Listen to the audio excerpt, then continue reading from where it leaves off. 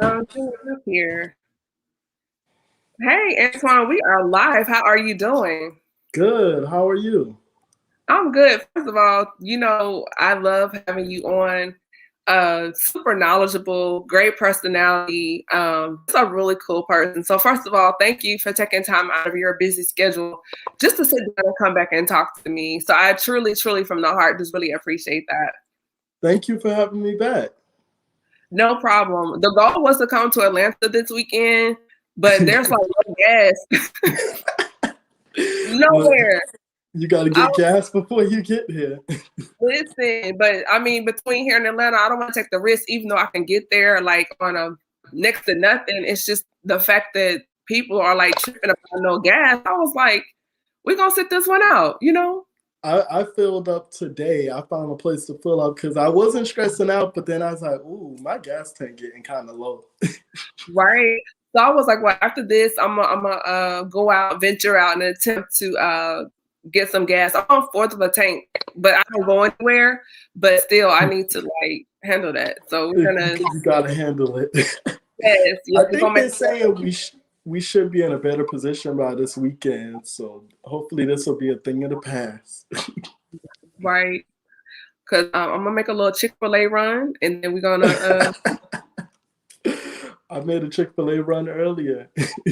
Listen, Chick-fil-A is from the Lord. Okay, it is Chick anointed. And Chick-fil-A wasn't, I don't remember Chick-fil-A being that big growing up, but Chick-fil-A Right. is what it is now. It is. It is the business. So with that being said, we're gonna go ahead and get started. So in addition, I want to say hello to the Instagram family. Hey Jessica, thank you for joining us, and for everyone tuning in. Hey everybody, this is Camille Essig. I'm the host of the Speaker Podcast. This is the podcast where innovators and creators connect. Be sure to follow me online on Instagram at camille.essig. And you can also shop with me at www.camilleessig.com. So we have been in what we call Mental Health May, and so many conversations about mental health, um, particularly with the Black community. Those that follow and know me, I'm a big advocate for mental health. So I really wanted to bring on people from our community. And one of those people is Antwan Aiken. He's a part of the Mark Coley Business Academy, and he is just like a brother and friend to the show. And he can introduce himself better than I can. So Antwan, go ahead and brag on yourself quickly. Well, my name is Antwan. I'm a licensed psychotherapist in the state of Georgia. I work in a hospital setting in the ER, and then I also do some mental health consulting work on the side. And then I also have an entrepreneur side. So I own two subways and I have a foundation. That's Can it. you tell us a little bit more about the foundation? Yes. So the foundation, it's the Aiken Foundation. And what we do is we reinvest back into minority and underserved communities. So we do that by fundraising, and then we contribute a portion of our own monies into basically a fund. And then we use that fund to just distribute that money into aspects of the community that we feel really needs some more assistance. So most recently, we did a scholarship fund, the Aiken Student Access Fund. And with that scholarship fund, we invested in Morris Brown College. That's clearly a gap. That school has had a lot of financial issues and just a lot of accreditation issues. So we support things like that in helping a community that otherwise may not get a lot of financial support. I love it. I remember seeing the post on Instagram when you guys made your first donation to Morris Brown, the HB, one of the Berkeley HBCUs there in Atlanta, and I was just like, "Oh my gosh, that is so cool!" So kudos to you all there at the Aiken Foundation doing amazing things, and you are the Subway King in Atlanta, making waves. Giving $5 foot longs to everybody in the greater Atlanta metro area, and we say thank you. When you come to Atlanta, I got you. Yes, look, I support, so I will pay for my foot long, okay? Get you a foot long. Yes, yes. I love the chocolate chip cookies. You guys have the raspberry white chocolate. Oh, yeah, yeah, yeah. That one is really popular. I like the macadamia nut, though. I said I don't like nuts though, but I go for the raspberry white chocolate and the chocolate chip, and it just blesses me every time. It blesses you. Every time, down to my shondo. It's so good. Too much. So with that being said, first of all, we want to thank Michael Wiley for joining us. He says congratulations on your amazing work. So thank you. Michael, what's up? Yes, that is family. And for those joining us on Instagram, shout out to my brother Josh and Jessica for joining us here. So we are streaming live on Instagram as well as Twitch, YouTube Live, and Facebook. So Antwan, with that being said, the last time you were here, we were having an amazing conversation about Black men and mental health. And you were explaining to us, just to recap, your position and things you have seen being a psychotherapist in the ER. Yes. So just again to kind of recap what we talked about last time, we talked a lot about bias, and we talked about the fact that there is an implicit bias when a Black male presents to the ER or any healthcare setting. And we have to acknowledge that bias. And we also have to acknowledge that that bias can create barriers for Black men seeking mental health treatment. And that's just a reality. I think that that bias exists, of course, racially, but I think that it exists even within the race. I think even male to female, the mental health system is dominated by white women in particular, but certainly women in general. And I think that when Black men present with mental health issues, that sometimes even interacting with a female provider can create a barrier if that female provider hasn't built a really good rapport with that Black male patient. Mm-hmm. So one of the things that I have my nighttime show on the weekend, Mikes and Mimosas, which airs at 10 p.m. Eastern Standard Time on Instagram Live, and we were having a conversation about men and their how can I word it? Their lack of not wanting to communicate, and as far as the shutting down and the isolation of thoughts and feelings. So we've talked about before about the toxic masculinity. But Antwan, can you kind of unpack just a little bit more as far as why Black men are a little not willing to open up and talk, and then what that does to a Black male when they tend to shut down and shy away from communicating their thoughts and feelings? That is a very good question. And I think that a lot of that is really embedded in when you look at our history, just a history of oppression against Black people in general. I think that Black men in America are socially conditioned to not be vulnerable. And we are socially conditioned to be these strong figures that don't have feelings, that don't have emotions. And then those social conditions, so that's going to be society at whole, not people that look like us, a lot of times are reinforced in our family dynamics. So in our families, in a lot of Black families, there can be this whole assumption that crying is a form of weakness, or that's a form of not being manly enough. And I think that that is where that toxic masculinity exists. I think that toxic masculinity doesn't necessarily exist within the Black male themselves. It's not like we're naturally born to have this toxic masculinity trait and that we're naturally born to not want to feel or connect with our emotions. But a lot of those things are reinforced by society, and then reinforced even in our family unit. And we grow up thinking that if we feel that that is a form of weakness. And I think that that can be very dangerous. I think we have a lot of hurt. We certainly have a lot of reasons to be angry and frustrated, especially in this climate and with things are finally being highlighted. And we got to talk about it. We can't just ignore it and suppress how we really feel about what our experience is. Mm-hmm. Yeah. So we have a couple of comments from the Instagram Live from Josh and Taylor, and they were saying that Black men are taught not to show emotions and or toughen up as young boys. So they're taught to suppress the feelings and emotions. So over time, when they begin to cultivate and develop professional and personal relationships, what do you feel like or believe from an emotional standpoint? How can that impact their spouses, partners, and other loved ones they may connect with as they grow up?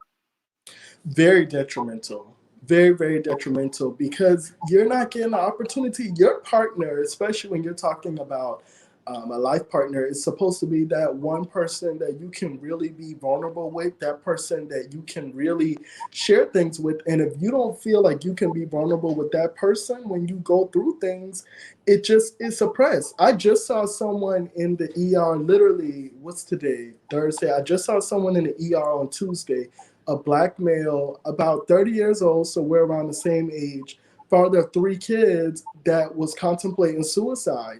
And he's never Wow. had any mental health treatment. He's never been through this scenario before. And talking to him, this was just years of building up. He said, I always felt like I had to be there for everybody else.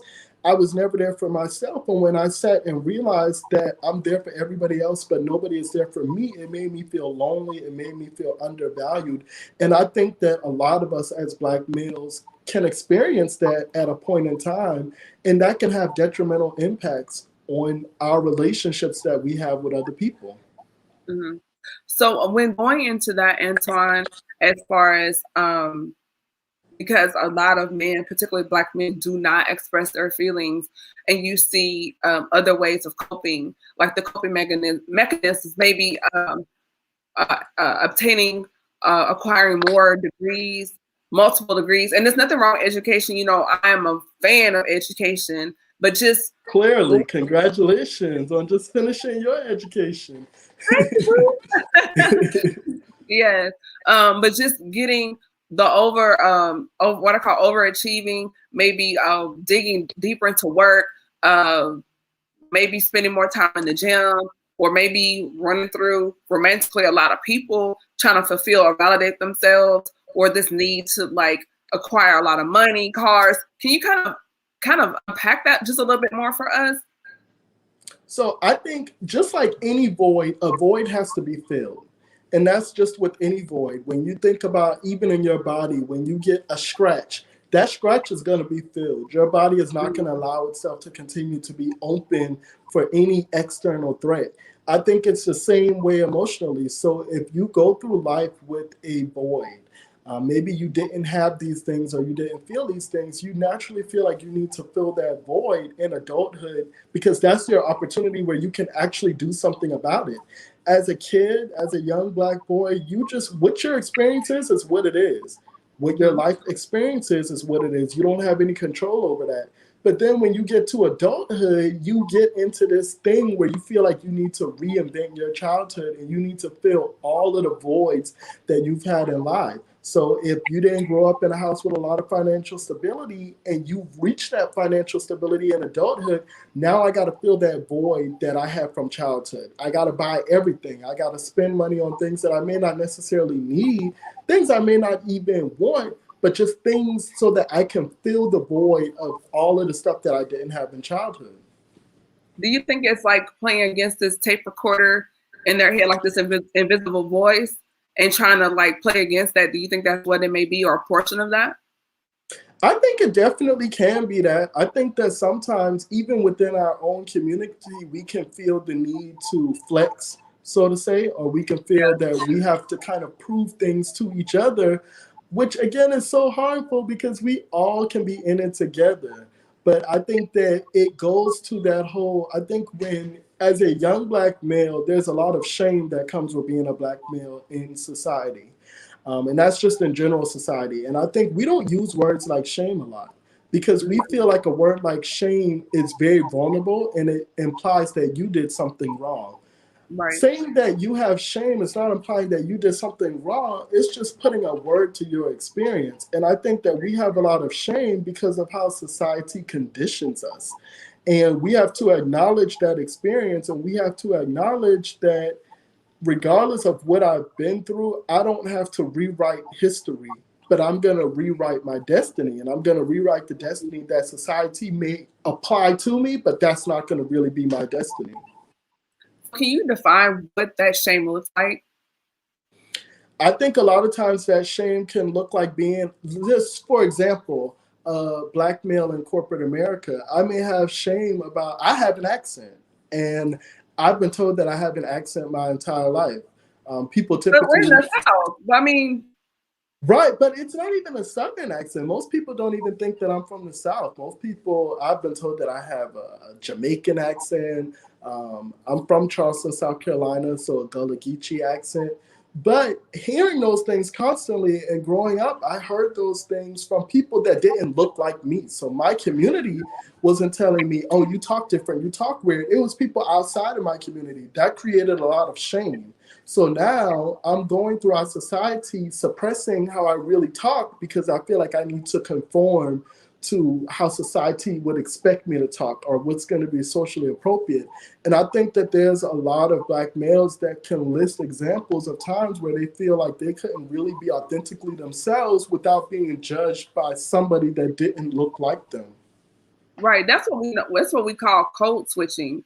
In my graduate program, it was a Yeah. term I learned called code switching, and not just with Black men, but we as Black people, we do that just to navigate the social constructs, whether it's in a professional arena, an academic arena, meaning that we have to speak one way, very articulate, and think things as such, outside of our community. And then when we're talking, and then there's like another dialogue that takes place when we speak to each other, another vernacular or jargon we may use. So a lot of people are not aware of that, and I call it being bilingual. And I kind of make the joke, you have to learn how to speak block in boardroom in order to you got to know both. I was taught to code switch at 5 years old. When I was Yes. in kindergarten, I was taught to code switch. I was taught that when you go to school, and my schools were always predominantly white schools.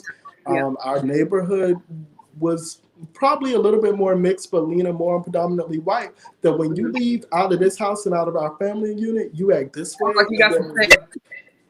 Yeah, and it's like literally at 5 years old, I can remember having those conversations. And I think that those are things that had to be done at that time. But I think that in 2021, I don't code switch. This is kind of what it is. Like I'm gonna be confident in who I am, and if that means that I'm rejected by people or organizations, then I'm fine with that. But I'm not going to lessen my identity to conform to anybody else. And I think that that goes into that shame. That shame isn't just experienced by Black males. I think Black people in general have experienced a lot of shame that has really been socially conditioned. Mm-hmm. So Josh made a comment. He said sometimes Black churches have shunned professional counseling. It's taboo to talk about mental health. I'm a PK. I grew up in the Apostolic Church. I am.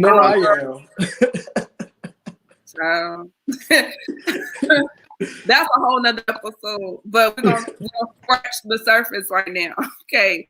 And for generations, it was like, take it to the Lord in prayer. You fast, pray, put on the altar, and keep going.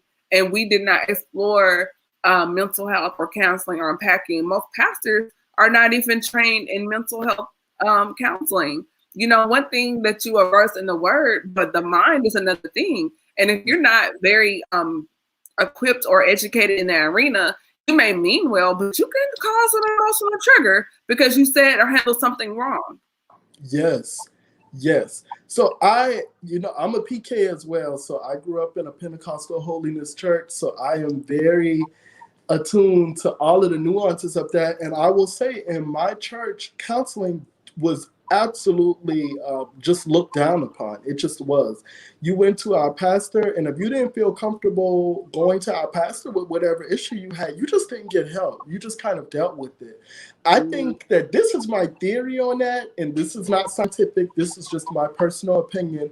I do think that one of the hard things about the church really being enmeshed with counseling and therapy is that counseling is work, and counseling can be a generational experience. And when I say a generational experience, I mean that I am the way that I am because of how I was raised by my parents. And my parents are the way that they are because of how they were raised by their parents, all of that is going to come out in counseling. And I think that sometimes as Black people, and certainly in the church, that we really can struggle with going back and addressing some of those generational curses, especially if those generational curses were before we were into the church, or when we lived our life before we came to Christ. And I think that those things can be harder to address. It can be easier to address with your pastor, but it can be harder to address with your counselor that may not have that same religious ideology, and really challenge you to go back. Like, okay, where did you learn that behavior from? Who told you that?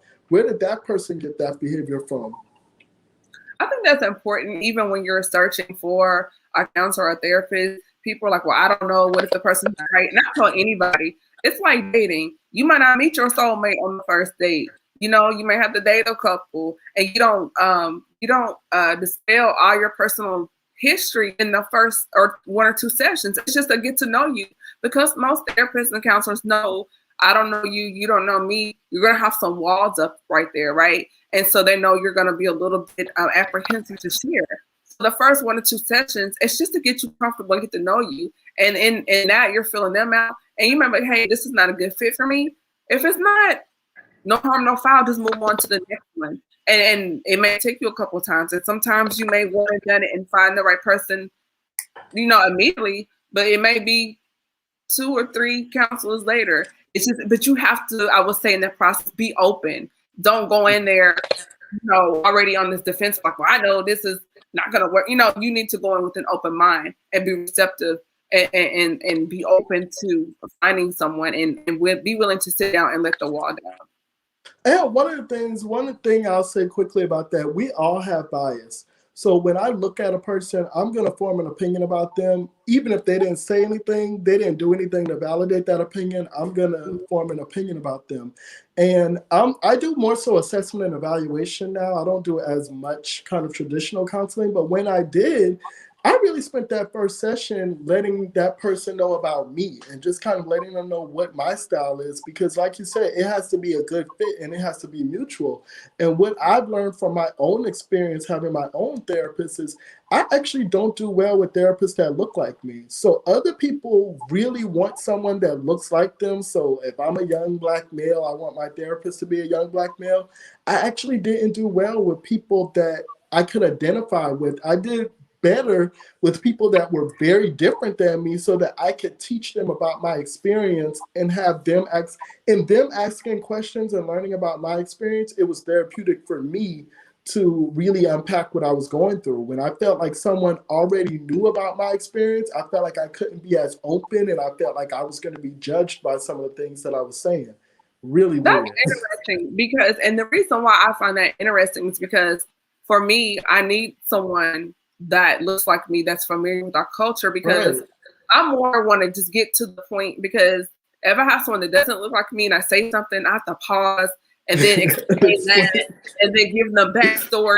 And to me, that's emotionally exhausting. But not saying Black people are not monolithic. We're not all the same. However, I feel like as a whole, the most of us, the majority of us, we kind of do understand and get the basis. Right. So, and it's just easier for me, because if I have to explain, if I was like, oh, well, that was lit. Oh my God, well, what is lit? It's just, I don't want to have to do the urban dictionary with social constructs just to get to the core, and then we wasted an hour of my time. No, sorry, Karen, I can't do it. I just need someone that looks like me, and we can just, get there. Rose said, same here.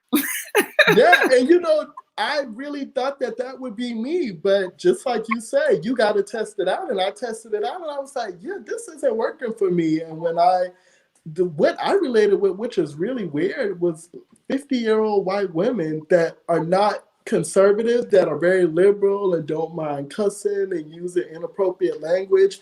That is what I was able to really unpack a lot of work in. Yeah, I guess for me, when I look at that, as far as cultural safety and the temperature of where we are, it's just I don't trust you. I don't, because I don't want my stuff being weaponized in society later on. I just, for me, because I feel like some things is what we call kitchen table conversation, and I can't. Or I just can't. You can't. It's a no for me. So just moving on, Antwan, as far as particularly because we are talking about mental health with Black men, what are some of the red flags when our brothers are shutting down, if they're having a hard day, maybe professionally they're dealing with a lot of obstacles in addition to stuff they're dealing with within the family? What are some red flags people around them, friends, families, loved ones, can see to say, hey, or even get them to open up and talk? Well, initially, what are some of the red flags? I think definitely the shutting down. Certainly, if someone changes their behaviors, we're creatures of habits, all of us. Whether you're an organized or unorganized person, we're all creatures of habit. So if someone is changing their pattern, if someone is doing things that they don't typically do, if they're typically a frugal person and they start spending frivolously, or if they are the kind of person that's very talkative and now they kind of shut down more, or if they eat a pretty well balanced meal and then they stop eating or start overeating, or they used to sleep a lot but now they don't sleep enough or they sleep too much. All of those are behavioral changes that can be indicative of something going on, a bigger issue that really needs to be addressed. And one of the things when I'm meeting with patients and they'll tell me, um, I've been feeling this way for about a month, I'm always asking them what changes have been going on in the last month. And a lot of times you'll hear some of those behavioral examples that I just gave you.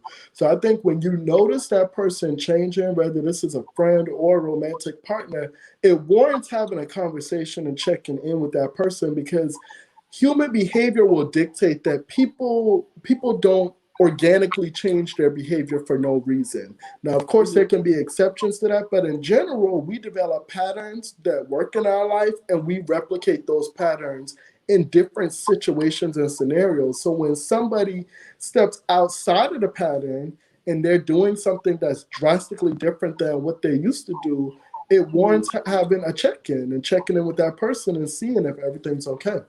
Mm-hmm.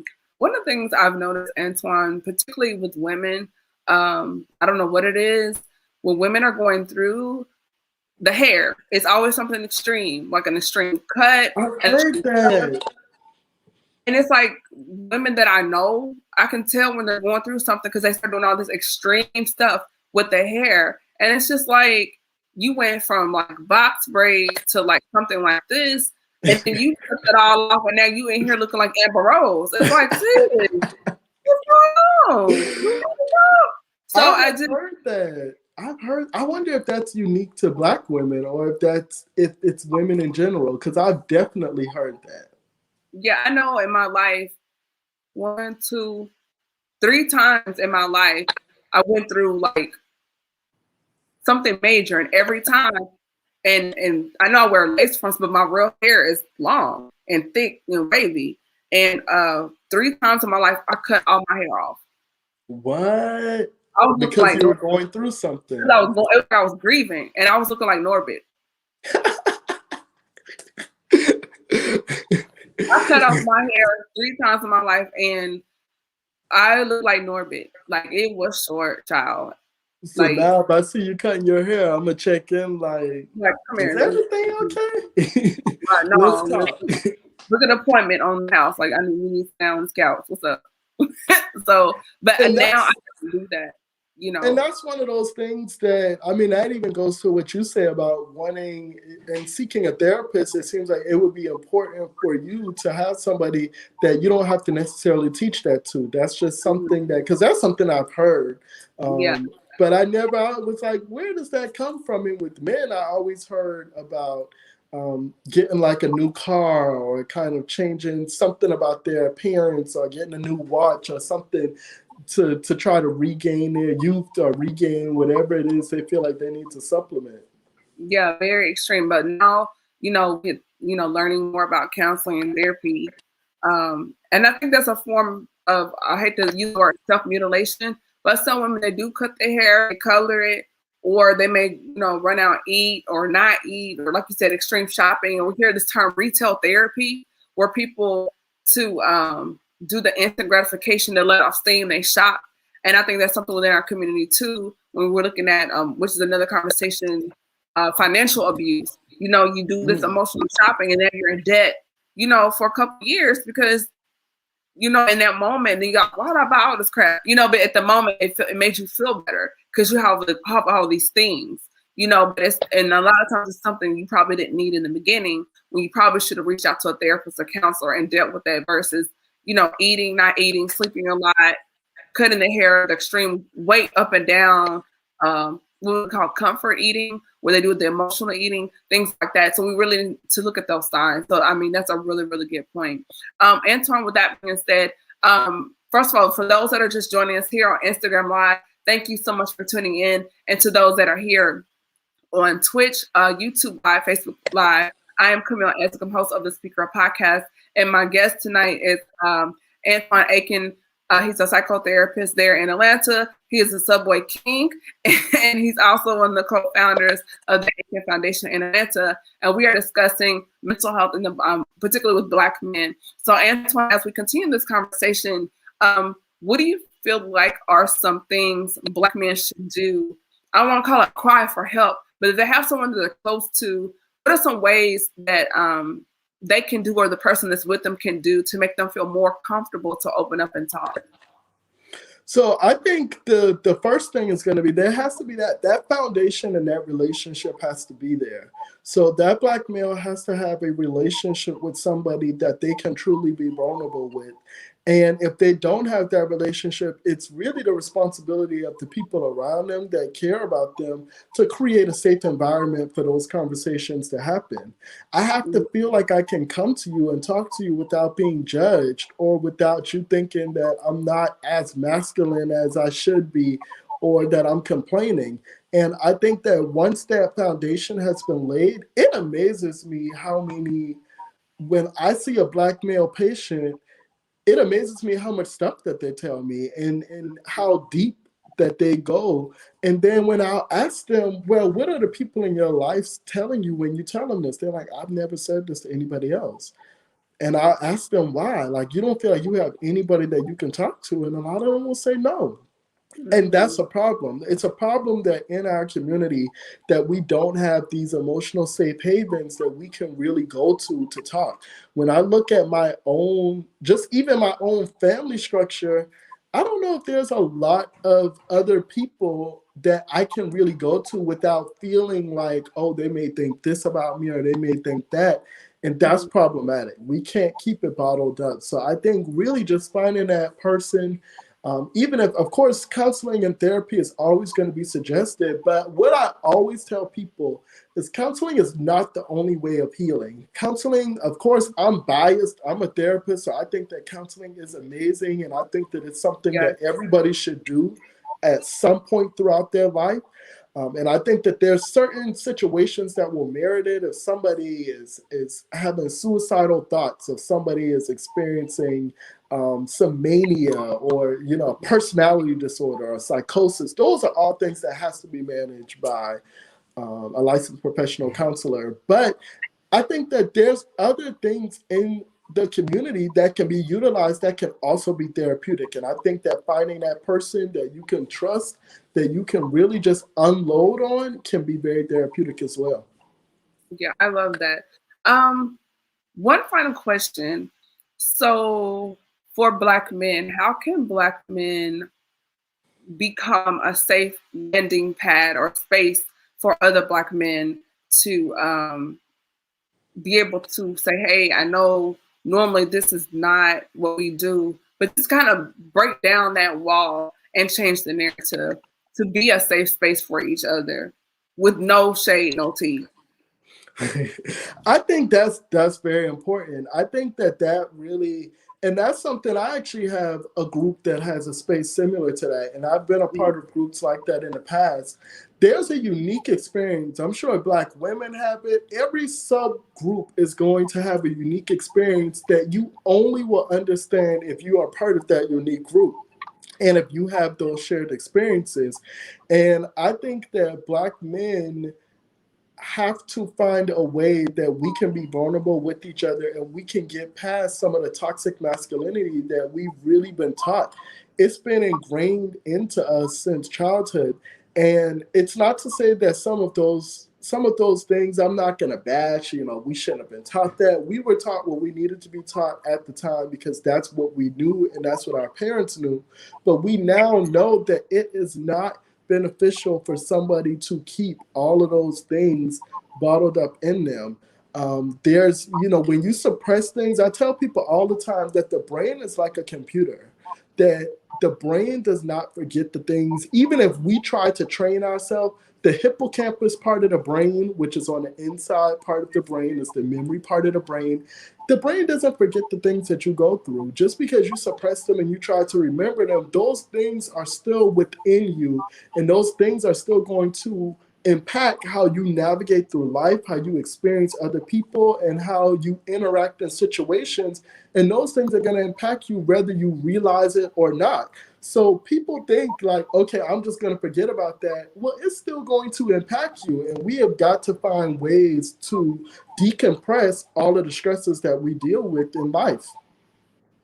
I like that.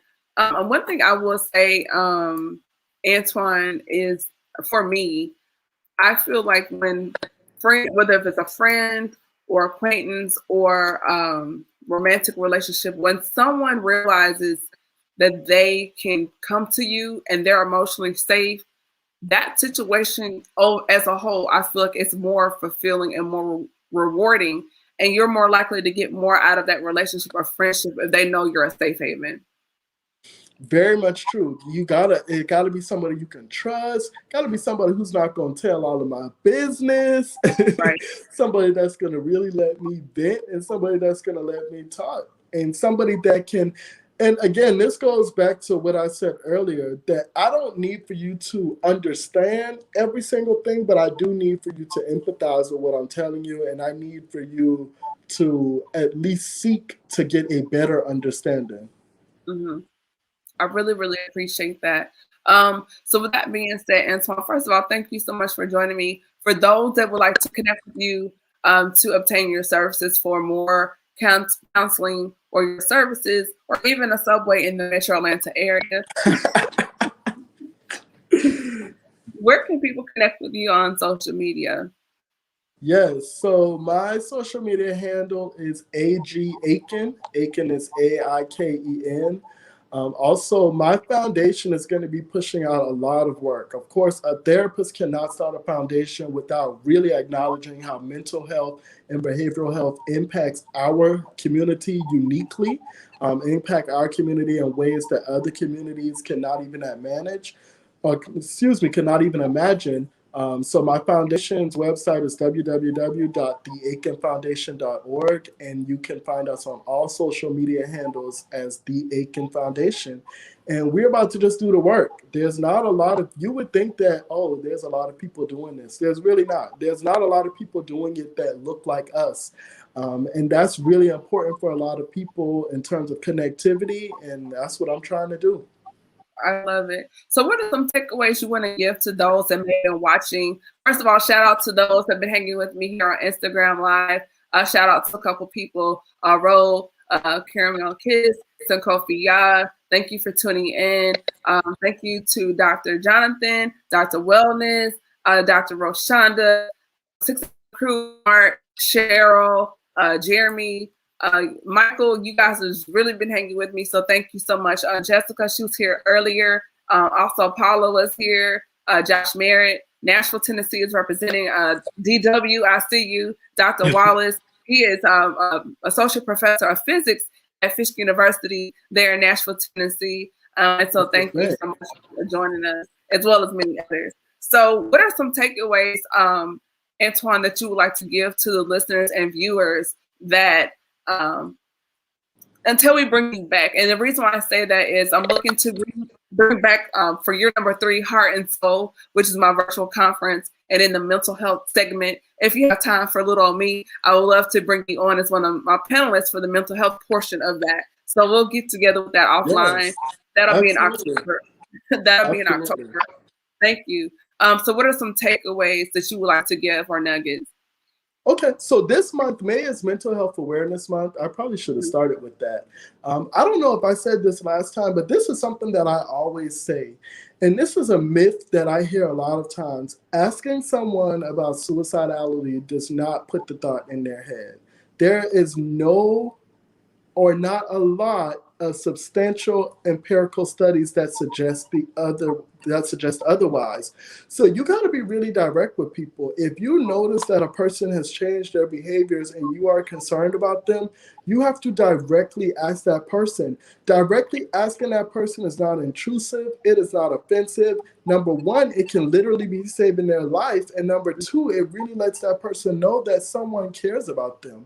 When I see a lot of people in the ER, by the time I see them, the trauma has already happened. When I see them, they are absolutely in crisis mode. And the people that I see that are in a better situation are the people that reached out to someone, that person became concerned, and that person arranged for them to get to the hospital. So ask the people around you, particularly as black men, just like I said earlier, we are socially conditioned to not express ourselves. So we may not express ourselves verbally, but we all exhibit behaviors that can be indicative of a problem. So if you know someone or if you are around someone and you notice that something is changing, have a conversation and check in with that person and let that conversation be an open conversation for that person to really reach out, because you can be changing someone's life. Yes, I love that. Thank you, Samantha and Ro. Thank you so much. Um, you have dropped some major jewels on tonight, as always, bringing value to the conversation, to the table. So first of all, I just want to say thank you so much. I'm humbled just to have you back in here, and just to take the time, because you could have done anything else. But I want to say honestly, thank you. I'm really in gratitude to have you here, and look forward to bringing you back. So thank you. Definitely. Thank you for having me. No problem. So everybody there, if you're on Instagram, on Twitch, YouTube Live, and Facebook, I want to say thank you so much for joining me. Once again, this is Camille Essick. I'm host of the Speaker Podcast. This is the podcast where innovators and creators connect. Join me Saturday, 10 p.m. at Eastern Standard Time on Instagram Live from Mike's and Mimosas, where the conversation goes down tastefully. So be sure to hit a link there in the bio and follow me there on Instagram at Camille.Essick. And until next time, everyone, be blessed. Thank you and good night. Bye.